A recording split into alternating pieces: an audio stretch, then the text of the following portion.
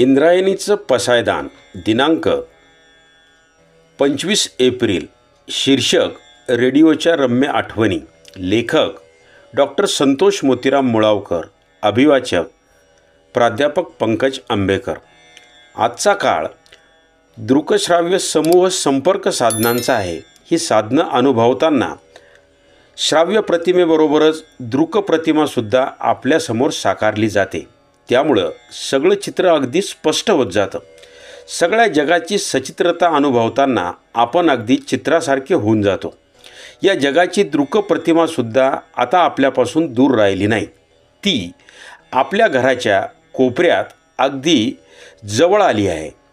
ही दृकश्राव्य प्रतिमा अनुभवताना आपण सुखावतो खरे, पण त्यामुळे आपण एकाच ठिकाणी बांधले जातो.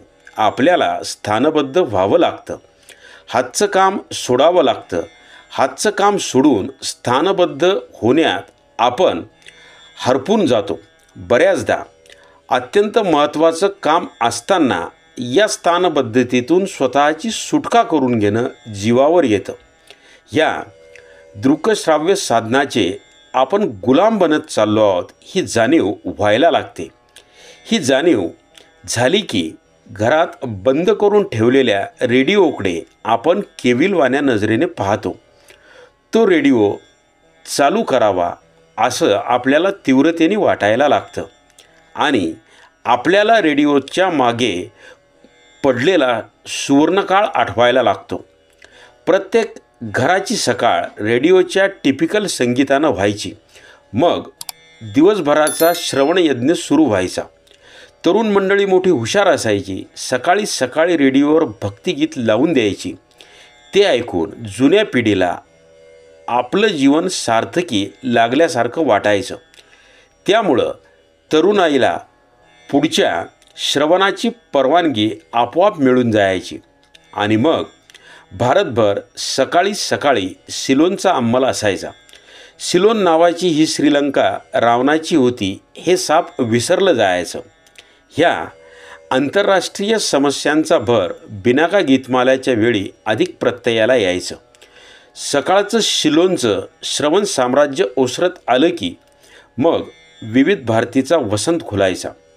दुपारनंतर ऑल इंडिया रेडिओची उर्दू सर्व्हिस लावली जायची. रेडिओची स्टेशनं प्रामुख्यानं सिनेमाचं गीत वाजविण्यासाठी निर्माण झालेली आहेत.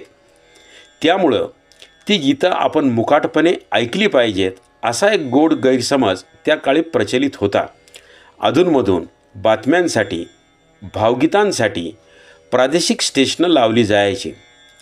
हे सगळं ऐकता ऐकता इतर कामं करता यायची. गाणं ऐकता ऐकता त्या गाण्यातलं चित्र आपल्या मनाप्रमाणे मनात रेखाटलं जायचं.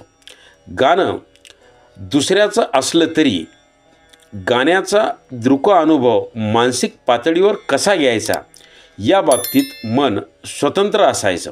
क्रिकेटचं वर्णन अक्षरशः धावतं असायचं. त्यामुळे क्रिकेट न बघताही त्याचं चित्र डोळ्यासमोर उभे राहायचं. आकाशवाणीच्या शब्दात चित्रमयता असायची. शब्दातलं चित्र जागं करण्याचं श्रोत्याचं सर्जन आकाशवाणी जोपासायची. रेडिओचा अंमल एवढा होता की लग्नात हुंड्यात ट्रान्झिस्टर हमखास लागायचा. लेकीचे मायबापही तो आनंदाने द्यायचे.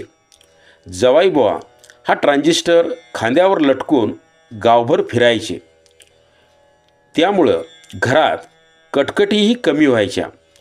गावभर फिरून झाल्यावर ट्रान्झिस्टर घरच्या खुंटीवर लावला जायचा. मग सून रेडिओ लावायची. एखाद्या वेळी रेडिओवर घाल पिंगा वाऱ्या माझ्या परसात हे भावगीत लागायचं. आपली लेक सासरी सुखी असल्याचं मायबापाला कळायचं. डोळ्यात पाणी यायचं. आपलं भावजीवन समृद्ध करणाऱ्या या रेडिओचा शोध मार्कोनीने लावला हे सगळ्यांना माहीत असायचं. 25 एप्रिल 1874 ही त्याची जन्मतारीख आहे हे मात्र माहीत नसायचं.